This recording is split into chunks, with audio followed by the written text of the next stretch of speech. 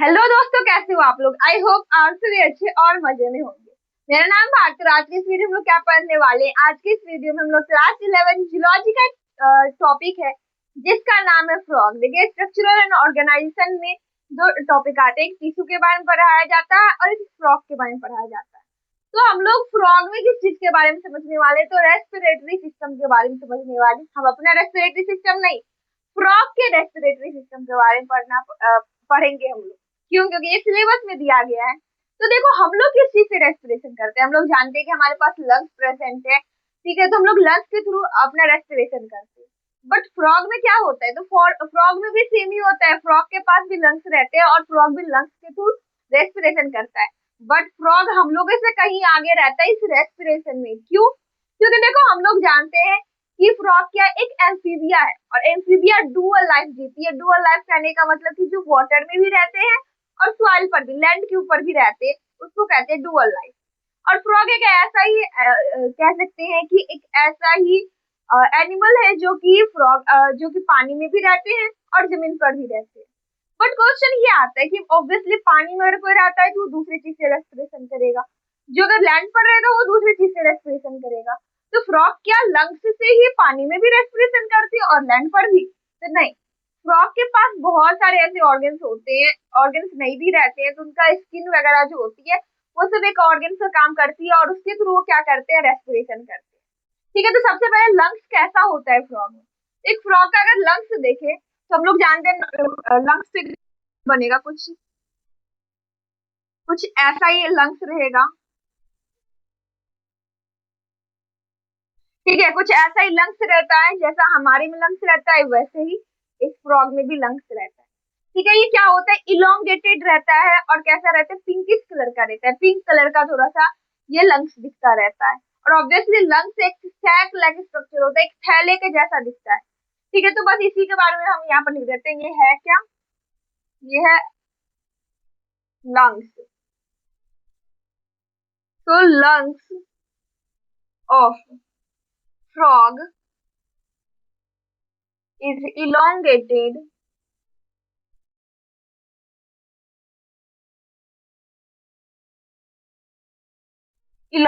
होता है। ठीक है, ऐसा ये जो लंबा सा इलोंगेटेड हुआ है। ठीक है, इलोंगेटेड रहने के साथ साथ ये और क्या रहता है, ये पिंकिश कलर का रहता है। Pinkish in color and it is sac like structure and it is a sac like structure। Sac like मतलब क्या होता है कि थैले के जैसा ये दिखता है। तो क्या रहता है, इलोंगेटेड रहता है ये। ठीक है, पिंकिश कलर का रहता है, पिंक कलर का रहता है। और ये क्या रहता है, सैक लाइक स्ट्रक्चर, थैला जैसा होता है। और इसके थ्रू ये रेस्पिरेशन करता है, बट ये लैंड के ऊपर। हम लोग जानते हैं कि फ्रॉग कहाँ रहता है, पानी में रहता है। फ्रॉग जमीन पर रहता है। और इसके साथ साथ फ्रॉग एस्टिवेशन और हाइबरनेशन में जाता है। एस्टिवेशन और हाइबरनेशन के बारे में बता चुकी हूँ। देखो क्या होता है ना कि हम लोग नॉर्मली हर मौसम में बाहर निकलते हैं, बट फ्रॉग को अगर आप देखोगे तो पीक समर या पीक विंटर में आप लोगों को दिखाई नहीं देगी। जब बहुत ही ज्यादा गर्मी रहेगी या बहुत ही ज्यादा ठंडी रहेगी, उस टाइम पर बहुत सारे ऐसे इंसेक्ट वगैरह भी होती है जो हमें दिखाई नहीं देती। ठीक है, ठीक वैसे ही फ्रॉग भी हम लोग को पीक समर पीक विंटर में दिखाई नहीं देता है। वो हम लोग को बारिश के मौसम में ही दिखती है। तो बाकी समय वो कहाँ चली जाती है। तो देखो, जब समर रहता है, जब गर्मी रहती है और जब ठंडी रहती है, तो गर्मी के टाइम पर वो कहाँ चला जाता है, वो समर स्लीप में चला जाता है। जैसे कुंभकर्ण नहीं, कुंभकर्ण वो जैसे नहीं सोता है, वैसे ही ये फ्रॉग भी सोने के लिए चला जाता है समर स्लीप। और विंटर में भी ये सोने के लिए चला जाता है। विंटर में सोता है हाइबरनेशन में, समर में जाकर सोता है, समर स्लीप को एस्टिवेशन कहते हैं। ठीक है, और बाकी जो फेवरेबल कंडीशन आता है, जब रेनी सीजन आती है, तो वो बाहर आ जाता है। अब ये पता कैसे चलता है कि कब गर्मी है कब ठंडी है, तो वो कितनी देर धूप निकलती है उसकी वजह से उसको पता चल पाता है। हम लोग जानते हैं कि गर्मी में क्या होता है, ज्यादा देर तक धूप निकली हुई रहती है और इससे क्या होता है, उसको पता चल जाता है कि अभी गर्मी का मौसम है। और ठंड में ऑब्वियसली कम देर तक धूप निकलती है, ठंड रहती है, तो उससे उस लोगों को पता चल जाता है, फ्रॉग को पता चल जाता है कि अभी ठंड है। ठीक है, तो उस टाइम में गर्मी में भी ये बाहर नहीं निकलता है और ठंडी में नहीं निकलता है। तो फिर क्वेश्चन ये आता है कि जब ये सॉइल के अंदर रहता है तब कैसे रेस्पिरेशन करता है। हम लोग जानते हैं अगर जमीन के अंदर डाल के बंद कर दिया जाए तो ऑब्वियसली हम लोगों को सांस नहीं मिलेगी, हम लोगों को ऑक्सीजन नहीं मिल पाएगा। फिर ये फ्रॉग कैसे ऑक्सीजन ले लेता है, फ्रॉग कैसे जिंदा रह जाता है। तो देखो इसके पास अलग अलग ऑर्गन्स होते हैं जिसके थ्रू रेस्पिरेशन करते हैं। अभी उन सब के बारे में बात करने वाले हैं। इसके पास क्या क्या प्रेजेंट रहता है। सबसे पहले किसके पास लंग्स रहते हैं। एक तो लंग्स हो गया, और frog respire through, frog respire through, पहले सबसे पहले हम लोग वाटर में देखते हैं कि अगर जब पानी के अंदर रहता है तब वो कैसे रेस्पिरेशन करता है। तो फ्रॉग रिस्पायर थ्रू किस चीज से रिस्पायर करते हैं, स्किन, जिसको हम लोग कहते हैं क्यूटेनियस रेस्पिरेशन। तो फ्रॉग रिस्पायर थ्रू स्किन, जिसको हम लोग क्यूटेनियस रेस्पिरेशन कहते हैं, in water and in aestivation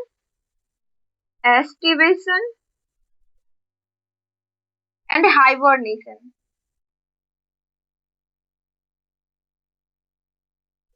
देखो जब जब एस्टिवेशन और हाइबरनेशन में जाते हैं, जब मतलब कि समर स्लीप और विंटर स्लीप में जाते हैं, उस टाइम पर भी मतलब जब सॉइल के अंदर एक फ्रॉग रहता है तो उस टाइम पर भी वो स्किन के थ्रू रेस्पिरेशन करते हैं। जब पानी में रहते हैं तो उस टाइम पर भी वो स्किन के थ्रू रेस्पिरेशन करते हैं। ठीक है, अब क्वेश्चन ये आता है कि वो स्किन के थ्रू रेस्पिरेशन कैसे करता है। अगर उसमें होता है तो हम लोगों में स्किन के थ्रू रेस्पिरेशन क्यों नहीं होता है। क्योंकि देखो उनका जो स्किन है वो हम सबसे ज्यादा वेस्कुलर रहता है, वो हाईली वेस्कुलर रहता है। हमारे में जितना अभी वेन वगैरह हमारी स्किन के अंदर प्रेजेंट है उससे कई गुना ज्यादा उस फ्रॉग में प्रेजेंट रहता है।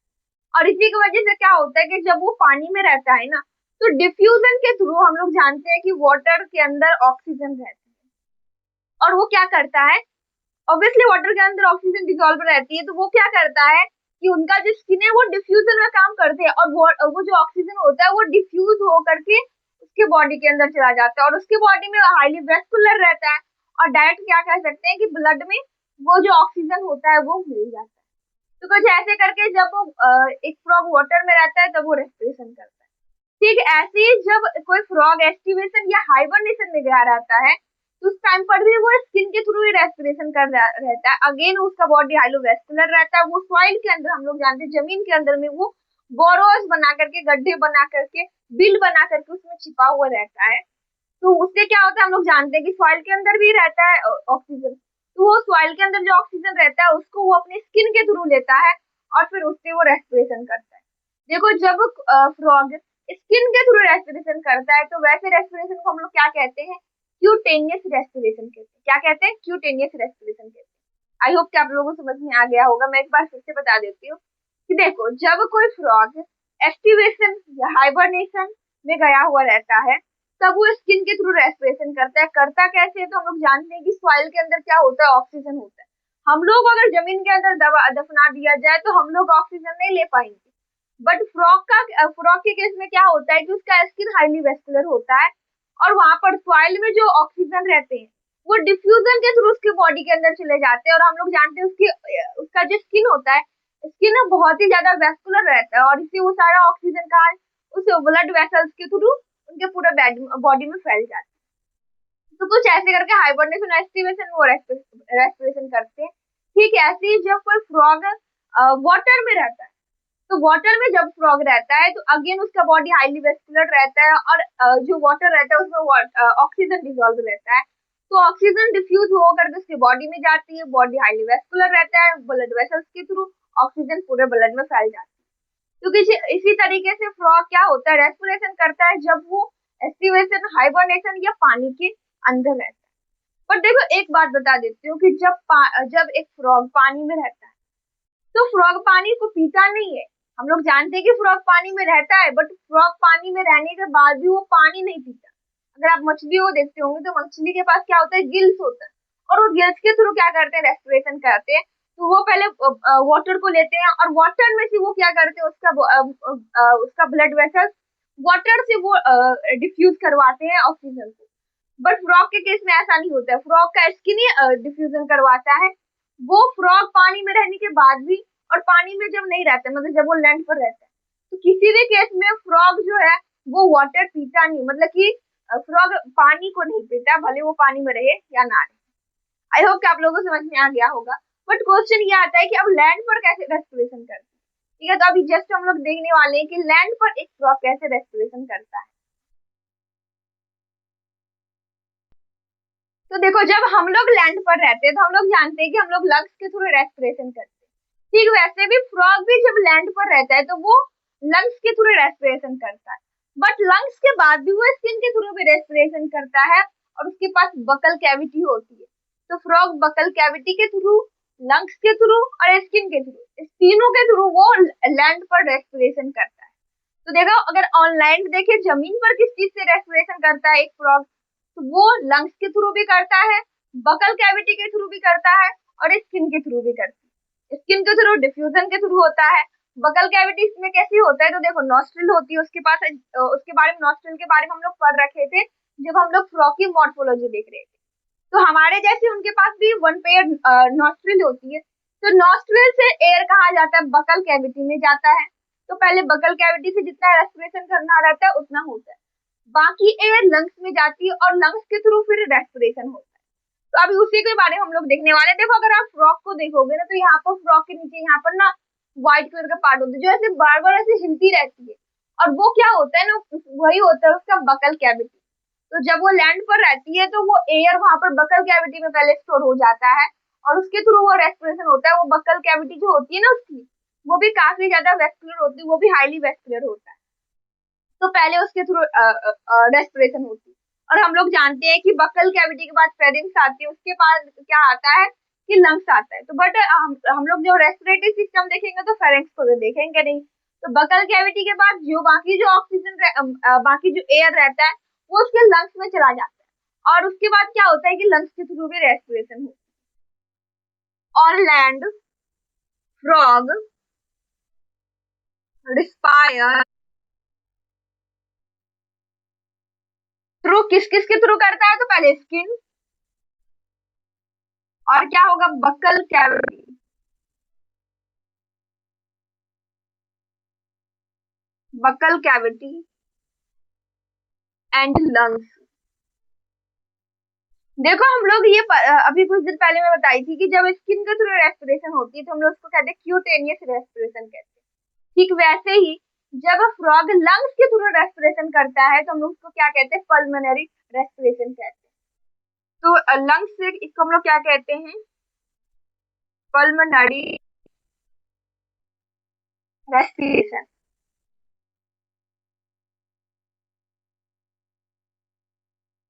ठीक है, अब रेस्पिरेशन होता कैसे, स्किन के थ्रू कैसे होता है देख लिए। अब हम लोग देखेंगे बकल कैविटी और लंग्स के थ्रू एक फ्रॉग कैसे रेस्पिरेशन करता है। तो इसका हम लोग एक फ्लो चार्ट के थ्रू समझते हैं। तो देखो, फ्रॉग हम लोग अगर कहा जाए तो पहले एयर कहाँ पर जाता है, एयर एयर ये जाता है नॉस्ट्रिल, और नॉस्ट्रिल के बाद कहाँ पर जाता है, नॉस्ट्रिल के बाद जाता है ये बकल।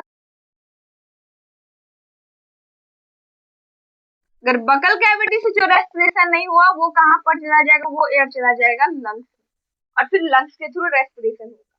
तो कुछ ऐसे करके रेस्पिरेशन होता है फ्रॉग में, पहले वो नॉस्ट्रिल के थ्रू एयर बकल कैविटी में जाता है, बकल कैविटी बलून के जैसा फूल जाता है, और उस देखोगे कि बलून के जैसे जो फूलता है वहां पर बहुत ही ज्यादा वेन्स वगैरह रहते हैं, हाईली वेस्कुलर होता है, बहुत सारे ब्लड वेसल्स रहते हैं।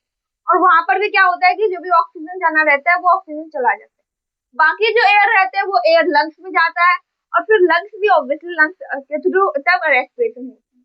आई होप कि आप लोगों को ये समझ में आ गया होगा।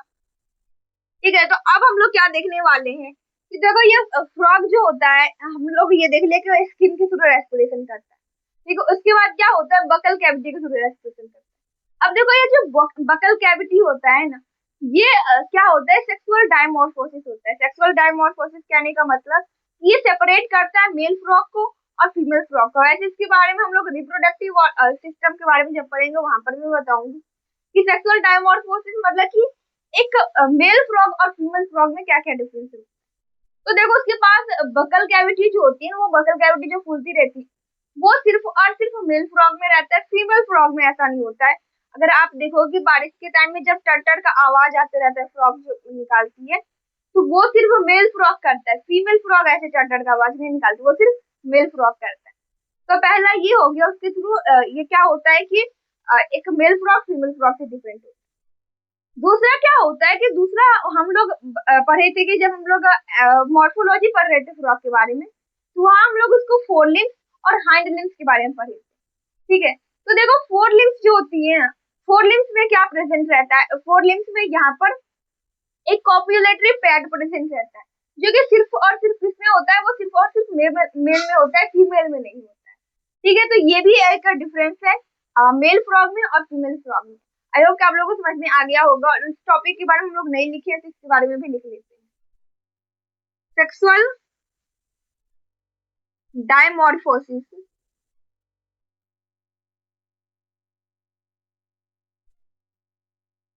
फोसिस in frog.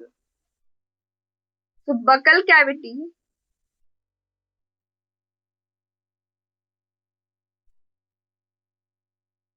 Buckle cavity and क्या होता है, कोपुलेटरी पैड प्रेजेंट रहता है, copulatory pad that present in a male frog only, जो कि सिर्फ और सिर्फ मेल फ्रॉग में प्रेजेंट रहता है। जब वो टर्टर का आवाज निकालता है, वो भी सिर्फ मेल फ्रॉग में होता है, फीमेल में ऐसा नहीं होता है कि वो टर्टर का आवाज निकाल सकता। और दूसरा क्या होता है, कोपुलेटरी पैड रहता है, जो कि फोर लिम्स में रहती है, हाइंड लिम्स में नहीं रहता है, फोर लिम्स में, जो कि रिप्रोडक्शन करने में भी हेल्प करती है। ठीक है, तो वो भी सिर्फ और सिर्फ मेल फ्रॉग में प्रेजेंट रहता है, फीमेल में नहीं। आई होप कि आप लोगों को यहाँ तक समझ में आ गया होगा। तो आज की इस वीडियो हम लोग क्या पढ़े, आज की इस वीडियो हम लोग रेस्पिरेटरी सिस्टम पढ़े हैं, किसका, तो फ्रॉग का पढ़े। देखो हम लोग किसके थ्रू रेस्पिरेशन करते हैं, तो हम लोग लंग्स के थ्रू रेस्पिरेशन करते हैं, और हम लोग को किसी चीज को याद करने तो उसको हम लोग रिलेट करके बहुत इजी वे में याद कर सकते हैं। ठीक वैसे ही फ्रॉग में भी क्या रहता है कि फ्रॉग में भी लंग्स रहता है, और वो लंग्स के थ्रू रेस्पिरेशन करता है। बट फ्रॉग जो रहता है वो हमारे से बहुत ही ज्यादा एडवांस रहता है इन रेस्पिरेटरी सिस्टम। क्यों? क्योंकि फ्रॉग एक एम्फीबिया होता है, और एम्फीबिया डुअल लाइफ जीती है, मतलब कि वो वाटर में भी रहती है और लैंड पर भी रहती है। फ्रॉग ऑब्वियसली वो पानी के अंदर भी रहते हैं और जमीन पर भी रहते हैं, और हम लोग कह सकते हैं कि जमीन के अंदर भी रहते हैं और रहते भी है। तो देखो हम लोग अगर पानी के अंदर जाए तो ऑब्वियसली हम लोग रेस्पिरेशन नहीं कर सकते, हम लोग सिर्फ लैंड पर कर सकते हैं। अगर सॉइल के अंदर चले जाए तो फिर भी नहीं कर सकते, बट फ्रॉग हर जगह करता है। फिर क्वेश्चन आते हैं कैसे करके करता है अलग अलग जगह पर, क्या उसके पास अलग अलग ऑर्गन प्रेजेंट रहते हैं? नहीं, उसके पास एक ही ऑर्गन रहता है, वो होता है क्या रहता है, लंग्स रहता है। इसके अलावा उसका जो स्किन होता है वो बहुत ही ज्यादा वेस्कुलर होता है, हाईली वेस्कुलर। एस्टिवेशन या हाइबरनेशन में गया रहता है, मतलब समर स्लीप या विंटर स्लीप में गया रहता है, मतलब जब वो जमीन के अंदर रहता है, बोरोस बना के छिपा हुआ रहता है गर्मी से और ठंडी से। क्यों? क्योंकि एक फ्रॉग जो होता है वो होता है कोई किलोथर्म, वो अपने बॉडी टेम्परेचर को मेंटेन नहीं कर पाता, इसलिए वो जमीन के अंदर छिपा हुआ रहता है। तो वहां पर वो स्किन के थ्रू रेस्पिरेशन करता है, क्योंकि हम लोग जानते हैं कि सॉइल के अंदर क्या होता है, ऑक्सीजन होता है, और उसी ऑक्सीजन को क्या होता है, उसका जो स्किन रहता है, स्किन के थ्रू वो डिफ्यूजन होकर के उसके बॉडी में जाती है, और स्किन के जस्ट नीचे उसका बॉडी बहुत ही ज्यादा वेस्कुलर होता है, और वो फिर उस ऑक्सीजन को ले लेते हैं और पूरे बॉडी में पहुंचा देते हैं। तो ऐसा कुछ करके रेस्पिरेशन होता है, एस्टिवेशन और हाइबरनेशन। ठीक है, ऐसे ही जब एक फ्रॉग वाटर के अंदर रहता है तो वहां पर भी वो स्किन के थ्रू रेस्पिरेशन कर पाता है, क्योंकि अगेन उसका स्किन हाईली वेस्कुलर होता है, और हम लोग जानते हैं कि पानी के अंदर ऑक्सीजन डिसॉल्व रहती है, तो वो पानी को डिफ्यूज हो करके उसके बॉडी के अंदर चली जाती है, और फिर उसका रेस्पिरेशन हो जाता है। बट सबसे ज्यादा अमेजिंग रहती है कि जब एक फ्रॉग लैंड पर रहता है तो लैंड पर कैसे रेस्पिरेशन करता है, क्योंकि हम लोग जानते हैं कि लैंड पर वो स्किन के थ्रू भी कर सकता है, लंग्स के थ्रू भी कर सकता है। तो जब एक फ्रॉग लैंड पर रहता है तो स्किन के थ्रू करता ही है, लंग्स के थ्रू भी रेस्पिरेशन करता है, और इसके साथ साथ वो बकल कैविटी के थ्रू भी वो रेस्पिरेशन करता है। अगर आप किसी फ्रॉग को देखोगे तो यहाँ पर ऑब्वियसली अगर आप देखोगे तो इसका मतलब वो जमीन पर रहेगा या पानी के ऊपर निकला हुआ रहेगा, तो वो बकल कैविटी के थ्रू भी रेस्पिरेशन करेगा। तो यहाँ पर एक पार्ट रहता है जो बार बार ऐसे हिलता रहता है। वो होता क्या है कि जब वो एयर को लेता है तो एयर वहां पर फूलती है, फिर वो एयर क्या होता है कि वहां पर वो ऑब्वियसली उसका वो पार्ट बहुत ही ज्यादा वेस्कुलर होता है, और उसके थ्रू रेस्पिरेशन होता है। और जो एयर वहां पर उस एयर जो फिल्टर नहीं हो पाता, जो डिफ्यूज नहीं हो पाता है, वो फिर कहाँ चला जाता है, लंग्स में, और लंग्स में फिर रेस्पिरेशन होता है। ठीक है, तो अगर कहा जाए फ्रॉग जब लैंड पर रहती है तो स्किन के थ्रू भी रेस्पिरेशन करते हैं, स्किन के साथ साथ वो बकल कैविटी के थ्रू भी, और बकल कैविटी के साथ साथ वो लंग्स के थ्रू। तो नॉस्ट्रल से एयर जाता है बकल कैविटी में, और बकल कैविटी से एयर जाता है लंग्स में, और फिर इस तरीके से लैंड पर रेस्पिरेशन होता है। फिर देखो सेक्सुअल डायमॉर्फोसिस, मतलब कि एक अगर मेल फ्रॉग है और फीमेल फ्रॉग है, तो कैसे हम लोग डिफरेंस बता सकते हैं कि ये मेल फ्रॉग है और ये फीमेल फ्रॉग है। तो देखो हम लोग जनरली जानते हैं कि जब भी बारिश का मौसम आता है तो मेढक टर्टर का आवाज निकालते हैं, और वो जो टर्टर का आवाज निकालते हैं वो सिर्फ और सिर्फ मेल फ्रॉग निकाल सकता है, फीमेल ऐसा नहीं कर सकती।